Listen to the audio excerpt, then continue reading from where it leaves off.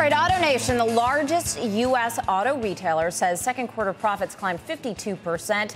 Well, the chairman and CEO, Mike Jackson, is joining us now live from Fort Lauderdale to break down those numbers and give us his outlook for the industry as a whole. Mike, good to see you. You had a good second quarter. You beat on the bottom line, beat consensus estimates. But let me ask you this. When I look at analyst ratings, there are zero buys on your company at the moment, which comes as a surprise to me, given your year-to-date performance up close to 40% despite what's happening today. Give me your reaction.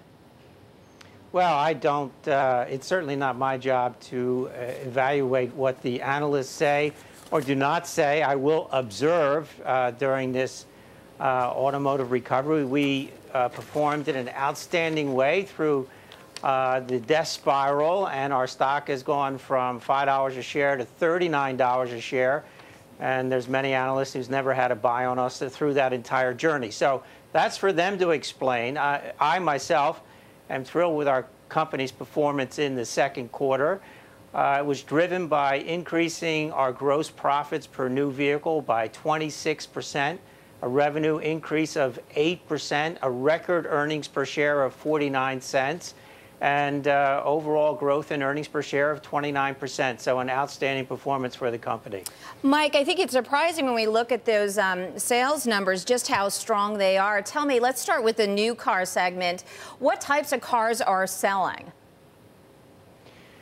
Well, you have a certain, the whole spectrum of vehicles is selling, from pickup trucks to crossover vehicles to small cars. The thing that we see is most interesting, that I would call a transformational new development, is the type of technology in the vehicles that are moving them and that consumers are willing to pay for. In the past, consumers always wanted bigger engines and were willing to pay premiums for big V8s. Today, they're buying high-tech engines, and all they care about is the performance it gives them from horsepower, torque, and fuel efficiency. And it's almost at the end that they say, oh, by the way, how many cylinders is it? So if I look at it, the F-150 pickup truck is now 50% six-cylinder engines. That would have been unimaginable 10 years ago. Or that 50% of the engines sold during the quarter were four-cylinder.